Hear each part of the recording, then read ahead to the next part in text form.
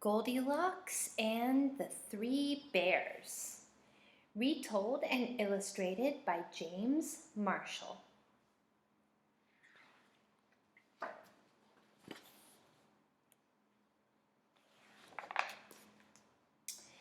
Once there was a girl called Goldilocks.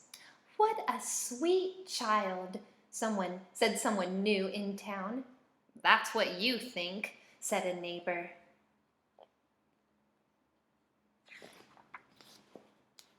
One morning, Goldilocks' mother sent her to buy muffins in the next village.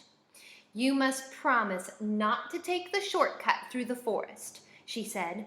I've heard that bears live there. I promise, said Goldilocks. But to tell the truth, Goldilocks, who was one of those naughty little girls who do exactly as they please.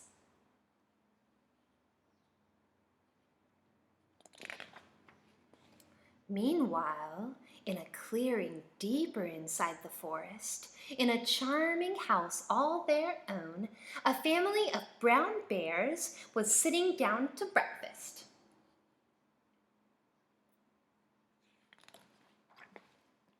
Patooey! Cried big old Papa Bear. This porridge is scalding. I've burned my tongue. I'm dying, cried Baby Bear. Now really, said Mama Bear, who was of medium size. That's quite enough. I know, said Papa Bear. Why don't we go for a spin while the porridge is cooling? Excellent, said Mama Bear. So they got on their rusty old bicycle and off they went.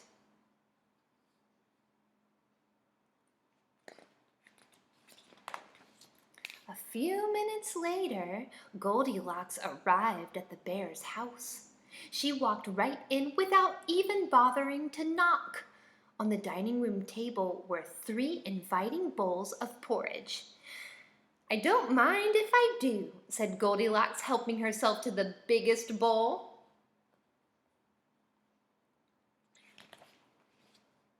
But the porridge in the biggest bowl was much too hot. Patooey! Cried Goldilocks as she spat it out. Next, she tasted the porridge in the medium-sized bowl, but that porridge was much too cold.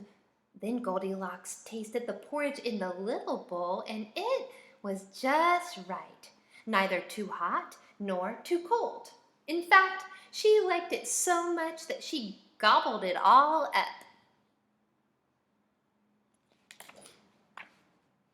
Feeling full and satisfied, Goldilocks thought it would be great fun to have a look around. Right away, she noticed a lot of coarse brown fur everywhere. They must have kitties, she said. In the parlor, there were 3 chairs. I don't mind if I do, she said, climbing into the biggest one.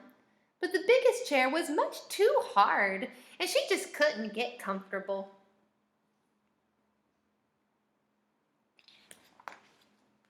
Next, she sat in the medium-sized chair, but that chair was much too soft, and she thought she might never get out of it. Then Goldilocks sat in the little chair, and that was just right. Neither too hard nor too soft. In fact, she liked it so much that she rocked and rocked until the chair fell completely to pieces.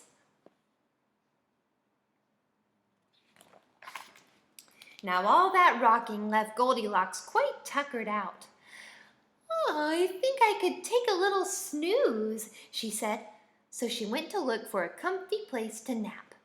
Upstairs were 3 beds. I don't mind if I do, said Goldilocks, and she got into the biggest one. But the head of the biggest bed was much too high. Next, she tried the medium-sized bed, but the head of that bed was much too low. Then Goldilocks tried the little bed, and it was just right. Soon she was all nice and cozy and sound asleep. She did not hear the bears come home. The 3 bears were mighty hungry. But when they went in for breakfast, they could scarcely believe their eyes. "Somebody has been in my porridge," said Papa Bear. "Somebody has been in my porridge," said Mama Bear. "Somebody has been in my porridge," said Baby Bear, "and eaten it all up." In the parlor, the three bears were in for another little surprise. "Somebody has been sitting in my chair," said Papa Bear. "Somebody has been sitting in my chair," said Mama Bear. "Somebody has been sitting in my chair," said Baby Bear, "and broken it to smithereens." The three bears went upstairs on tiptoe, not knowing what they would discover. At first everything seemed fine, but then Papa Bear lay down on his big brass bed. "Somebody has been lying in my bed," he cried, and he was not amused. "Egads!" cried Mama Bear. "Somebody has been lying in my bed." "Look!" cried Baby Bear. "Somebody has been lying in my bed, and she's still there." "Now see here!" roared Papa Bear. Goldilocks woke up with a start, and her eyes nearly popped out of her head.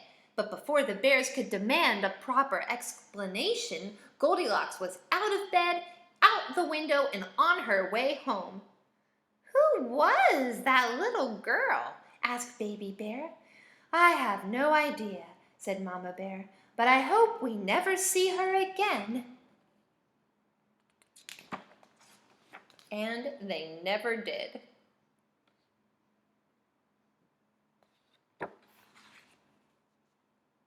The end.